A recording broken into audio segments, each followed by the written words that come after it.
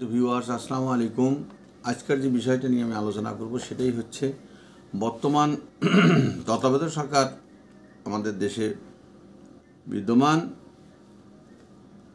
আপনাদের জমাজমি সংক্রান্ত বিষয় যে সমস্ত জটিলতা আপনারা ভুগতেছেন সেই জটিলতার কথা আমি বলতেছি।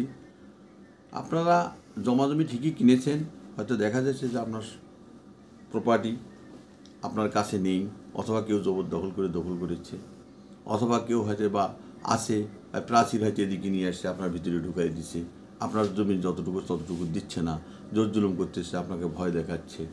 তো অতএব এখন বর্তমান যে দেশের প্রেক্ষাপট, তাদের সেনাবাহিনী এখন মাঠে আছে এবং তাকে সুপ্রিম পাওয়ার দেওয়া হয়েছে, বলতে কি তাকে নির্বাহী ম্যাজিস্ট্রেটের আদেশ দেওয়া হয়েছে। তারা নির্বিচারে আপনার সঠিক কাগজপত্র দেখে আপনার জমাজমি কোথায় কী অবস্থায় আছে আপনারা সেনাবাহিনীর কাছে আবেদন করতে পারেন।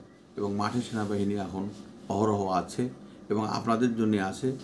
এবং মনে করেন সব বিষয়ে উপর নির্ভর করে, যেমন মনে করেন জমাজমি সংক্রান্ত বিষয়ে সেনাবাহিনীর কাছে আপনারা আবেদন করলে পরে আপনার সেই আবেদনের পরিপ্রেক্ষিতে আপনার কাগজগুলো আপনারা তার কাছে যাবেন এবং বুঝাইবেন, দেখাইবেন, সব কিছু বলবেন যে আমার এই পরিস্থিতি, এই সব কিছুই আছে, অথচ আমার সেই জমিটা আমার দখলে নেই এবং তারা দখল করে দীর্ঘদিন মাসের পর মাস, বছর পর বছর খাচ্ছে। অতএব আমার যে ন্যায্য হিস্সাটা সেটাও আমাকে তারা দিচ্ছে না। হয়তো আপনার ভাইয়ের মধ্যে হতে পারে, আপনার বোনের মধ্যে হতে পারে, বোনের মধ্যে হতে পারে। দেখা যাচ্ছে আপনার একই প্রপার্টি, অথচ এক ভাই দুইটা খাচ্ছে, আপনার একটা ভাই পাচ্ছে না, অথচ সেখানে আপনার নাম বিদ্যমান আছে, আপনার সিএস খতিয়ানে আছে, আরএস খতিয়ানে আছে, বর্তমান বিআরএস খতিয়ানে আছে এবং গেজেট আকারেও প্রকাশ হয়েছে, হয়তো সেটাও আপনার মধ্যে আছে। অথচ আপনি দেখা যাচ্ছে যে সেখানে যেতে পারতেছে না, ভয়ভীতি দেখাচ্ছে, আপনাদের মারবে, কাটবে, অনেক কিছুই বলতেছে। অতএব আপনি যখন দেখতেছেন যে এখন বর্তমান সেনাবাহিনীর কাছে সরকার নির্বাহী আদেশ দিয়েছে, যার কারণে আপনারা তাদের কাছে আবেদন করবেন। আবেদন করলে পরে তখনই আবেদনের পরিপ্রেক্ষিতে আপনার পেপারসগুলো আপনার তাকে বলবেন এবং বুঝাবেন। মনে করেন আপনি বাদী, তারা বিবাদী, তখন তারা মাঠে গিয়ে সরজমিনে তদন্ত করবে। দেখা যাবে আপনার হয়তো শিল্প এলাকা আছে, অথবা মনে করেন আপনার বাস্তব বাড়ি ভিটা আছে, অথবা আপনার নিজের সম্পত্তি বা আপনার বাবার সম্পত্তি আপনার ভাই আপনাকে ঢুকতে দিচ্ছে না, আপনার সেখানে প্রবেশ অধিকারে তারা দিচ্ছে না। তারা বলতেছে কিসের জমি, কিসের কি, এটা হবে, এটা হবে, তারা দখল করে আসছে, আপনি পারতেছেন না। তো অতএব আপনি ন্যায্য হিসাব পাইতে গেলে আপনার আইনানুগ ব্যবস্থা আপনাকে করতে হবে। যেমন মনে করেন এখনও বর্তমান সরকার, তত্ত্বাবধায়ক সরকার আছে, কিন্তু এই সরকার হয়তো 1-1.5 বছর এখনও দেশে কোনো রাজনৈতিকভাবে কোনো সরকারই দেশে নাই। হ্যাঁ, তত্ত্বাবধায়ক সরকার আছে, হয়তো বা একটা নির্বাচন হতে আরও অনেক সময়ের প্রয়োজন আছে, 1 বছর হতে পারে, 1.5 বছর। এই সময় আপনাদের একটা সুবর্ণ সুযোগ এসেছে।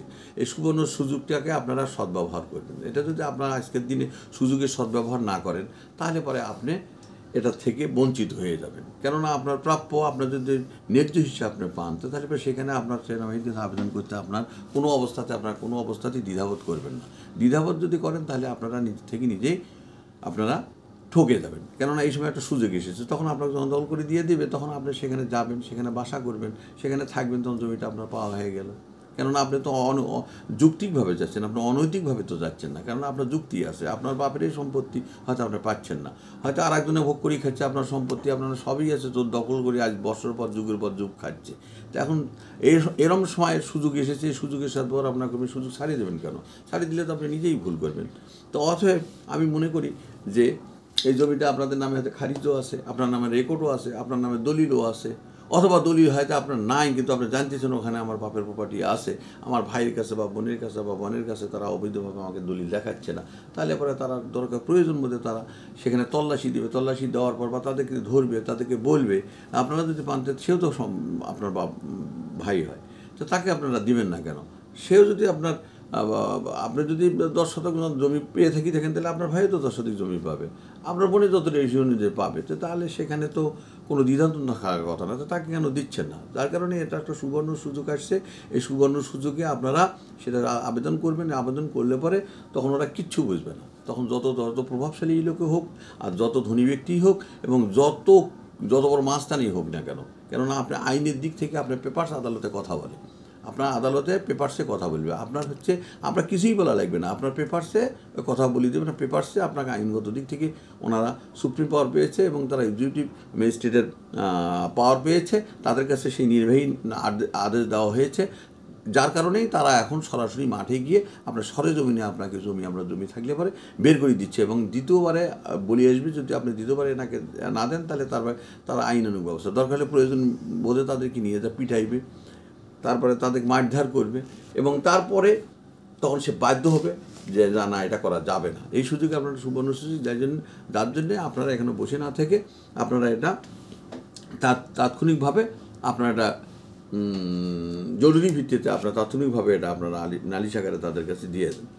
আর এটা হচ্ছে কি, মানুষ চায় তার জমিটি হোক নিষ্কণ্ঠ, তা আপনার জমিতে নিষ্কণ্ঠ হয়ে আসছে, নিষ্কণ্ঠ থাকা সত্ত্বেও আপনি জমিটা পাচ্ছেন না। কী কারণে পাচ্ছেন না, কেন পাচ্ছেন না, আপনার ভয়টা কোথায়? তা আপনার এখন যেহেতু সুযোগ এসেছে তার কারণে আপনার সেনাবাহিনীর কাছে বলবেন, এবং তাদেরকে বলবেন যে আমার এরকম ভাই, আমার এই অংশ আছে, আমাকে দিচ্ছে না, অনেক দিন থেকে তারা মারি খাচ্ছে, আমার কাটবে, মারবে, এই সমস্ত কথা তারা ব্যবহার করতেছে। আপনি হয়তো ভয় ওখানে যাচ্ছেন না, আপনার দানের ভয় যে টাকা মারামারি করবে, তারপরে কী করবে, এটা জুলুম করে তারা খাচ্ছে। তা অতএব সুবর্ণ সুযোগ এসেছে, এত বড় সুযোগ আপনারা হাতছাড়া কখনোই করিবেন না। যদি করেন, এই সুযোগে সদ্ভাব না করেন, তাহলে আপনার থেকে নিজের পায়ে নিজেকে কুড়াল মারা হয়। তাই আমি আপনাদের কাছে বলছি যে আমাদের এই নাম্বারে হোয়াটসঅ্যাপ নাম্বার দেওয়া আছে, ওই হোয়াটসঅ্যাপ নাম্বারে আপনারা যোগাযোগ করবেন এবং আপনারা এখানে মেসেজ পাঠিয়ে দেবেন। আপনাদেরকে আরও ইনশাল্লাহ আমরা আরও উপদেশ দেব বলে আমরা আশা করছি, এবং সঠিক আরও আপনাদেরকে সাজেশন আমরা দিতে পারবো, তাতে কোনো সন্দেহ নেই। তো অতএব আমাদের সঙ্গে যোগাযোগ করেন, যোগাযোগ করলে পরে তাহলে আমরা প্রসেস বলে দেবো, প্রসেস অনুযায়ী আপনারা কাজ করবেন, ইনশাল্লাহ আপনারা পিছপা হবেন না, আপনারা সম্মুখের দিকে আগাইতেই থাকবেন। তাই আপনারা এখন এটার সৎ ব্যবহার করেন, তাহলে পরে আপনারা আপনাদের জমি পেয়ে যাবেন, তাতে কোনো সন্দেহ নেই। কেননা আপনার বাবারই ছেলে আপনার সেই জমির মধ্যে সেও 10 শতক পাচ্ছে, আপনার বোনেও 5 শতক পাচ্ছে, আপনারও জমি আছে, আরও 2 ভাই কাটছে, তা আপনাকে দেবে না কেন?